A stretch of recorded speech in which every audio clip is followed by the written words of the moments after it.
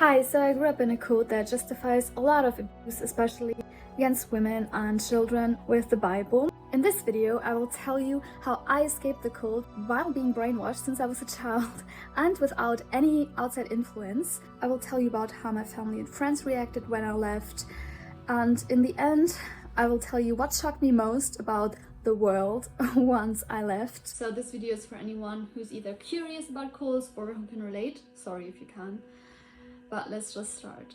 So I was born into this strict, homophobic and misogynistic cult as a woman, also someone who identifies as bisexual. Since I was a child, I was brainwashed to accept their teachings without question. My parents were deeply committed to the church and believed they were following the path to salvation. The cult literally dictated every aspect of our lives, from our beliefs and habits to our appearance. So although some things felt wrong to me, I really wanted to believe and to do the right things in order to get into heaven, because that was the only reality that I knew. It also helps that my environment, my friends in the church were also deeply indoctrinated, and it was also a big tactic to basically disconnect us from ourselves. So we were always told not to trust ourselves, our heart is deceitful, like what we think is not the important thing is what God thinks.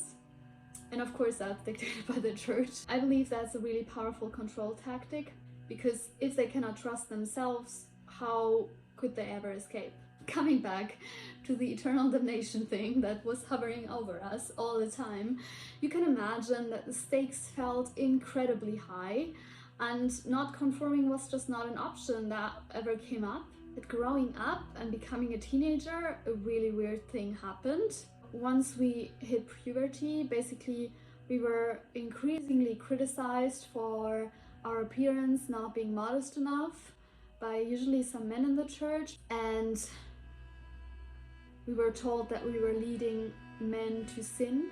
So you have to imagine being like constantly surrounded by the church's oppressive teachings, and you kind of adjust to that, you get used to that. As a girl, I was expected to aim to be a submissive housewife one day to a man and have as many children as humanly possible, although that was never something that I wanted. On top of that, my bisexuality was considered a sin as well, which I of course never shared with anyone. I just kept my crushes on girls to myself. But you can imagine that that kind of added another layer of shame, of internal conflict, when you're told that, yeah, you're basically very sinful. I could never really understand why being gay was a sin or why women had to be submissive, but brainwashed as I was, I tried to align my thoughts with their teachings, believing that I was the problem and I needed to change to become more like what they described as godly. And the point where I slowly started realizing that maybe not I or the other girls were the problem, but maybe it was the men in the church sexualizing us, was when my sister, who is 5 years younger than me, started getting criticized as well. So she was only 12 years old when a man in the church told her she was like a virus because she had her hair in like one ponytail. And according to the cult, women's hair had to be either in a braid or in a bun at church, and he wanted her to stop wearing ponytails in order to prevent other girls from following her example. This was not the only thing. They were also told that their skirts are too short. I remember like a grown man telling my sister and some of her other friends, like getting them into rooms. Some of them were crying, which like really a grown man shouldn't be alone with a teenage girl and telling her that she's too sexy and she's leading him to sin. Like this kind of fucked up stuff that really like traumatized these children. I mean, my sister is 5 years younger than me. I'm obviously quite protective of her, and I think like once I saw her and her friends start to get this kind of attention from the men in the church and this kind of constant scrutiny, I realized how fucked up this is. Because when it is only you that gets criticized, you start thinking that you are the problem. But once little kids get ostracized for being apparently sexy, you start realizing something. And yeah, just the way they monitored and controlled our appearances, treating us like we were constantly sinning just by existing, because some men were, I don't know, sexualizing us. Yeah, it was very predatory. It just felt very predatory.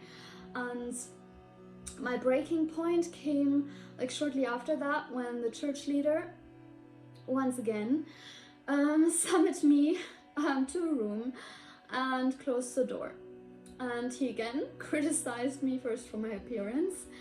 Although I'm honest, I cannot remember exactly what it was that day, whether it was my heel height or that I'd like done my eyebrows a bit, or something else. I don't remember.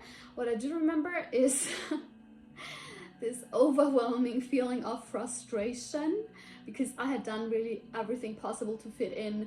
I was like literally always wearing skirts and dresses that were very loosely fitting and long, and like everything to really not get that kind of negative attention from the men in the church.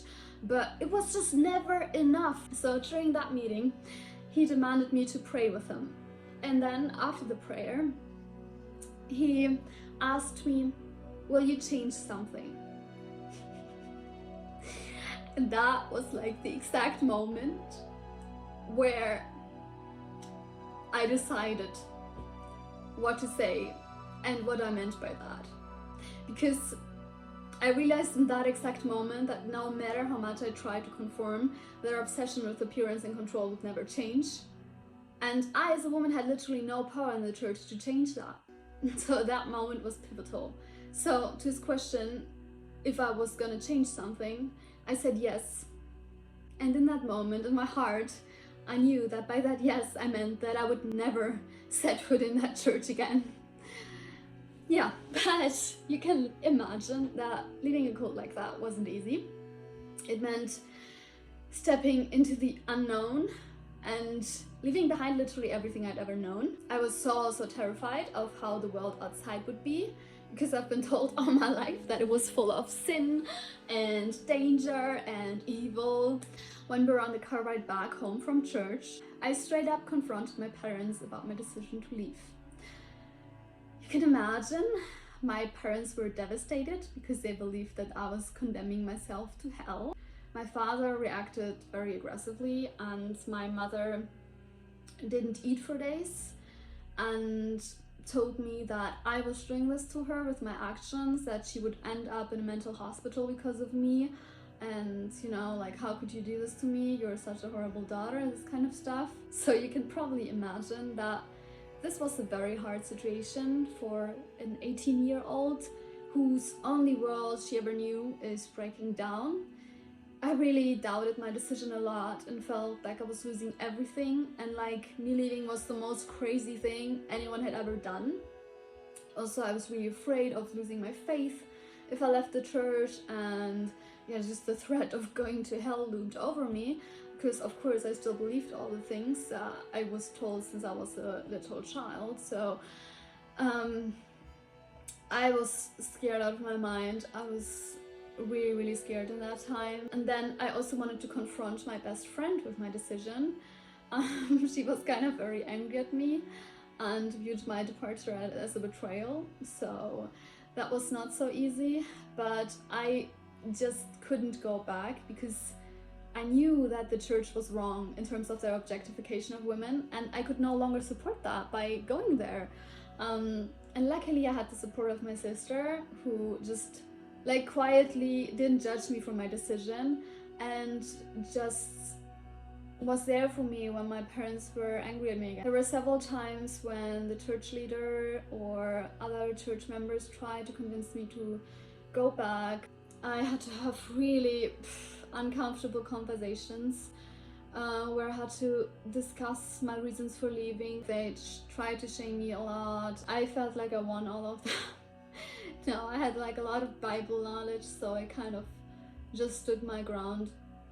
But it was not easy, it was really uncomfortable. But although I left the church and didn't change my decision that I'm not coming back, adjusting to life outside the cult was really challenging. For example, for the first year after leaving, I still followed all the rules. For example, like the clothing rules with only wearing skirts. I did that even in school because everyone, including myself, had only seen me in skirts my whole life, and it would feel not like me to wear pants. It was just not part of my identity, and it was just so weird. I just couldn't start being someone different because I didn't know her. It was really weird because on the outside, for people in my school, they didn't even know that I left because I still followed the rules, because I didn't know how to stop. I was too scared of the judgment, of the shame, and of everything in the church, because those people live everywhere and they will see me all the time anyway. But then I moved out. I left to the US and to China, obviously without my parents' blessing. And that was really the time where I had the space to question my beliefs, my values, my identity, what rules I still want to follow. And like that, slowly I started to rebuild my life. I explored different religious communities, usually grew out of them after a few months because I was realizing they were not the right fit for me, and it was just another community that was kind of controlling. But yeah, over time my siblings have now also left the cult, and my relationship with my parents actually improved since I moved out. Some of my closest friends from the church are still in my life, though our views have diverged and they are still in the church, and we are not as close as we once were. And last year I was in a really happy relationship with a woman, and I wanted to no longer hide, so I outed myself to my parents and also to my former best friend from the church, which was obviously not easy, since like especially my parents didn't take that as lightly as you can imagine. But it really helped me feel more authentic and not like I was hiding a part of myself. So I believe that was also a big step for me to really step out of my former identity of trying to please everyone. Nowadays my parents are still in the church. They still try to convince me to come back, which is often hard, but I'm learning not to let it affect me as much anymore, and not to feel guilty for causing them the pain by not coming back. So yeah, please feel free to share your own stories in the comments or reach out if you need support. I want you to know that if you're experiencing something similar, know that it's okay to question things and to seek your own truth. I know that you've been taught that it's not, but it really is, believe me. So yeah, my journey out of the cult was long and painful, but ultimately it was so worth it.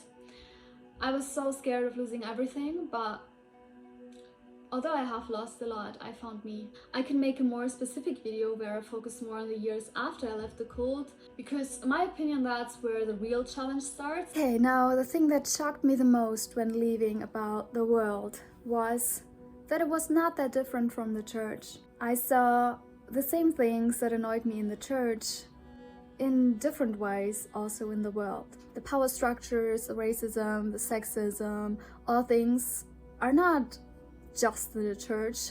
They're a societal problem that is justified with in some religious communities, but it's not really about religion, I think. I think it's just powerful people taking religion as something to justify things that already exist in society and to make them more extreme.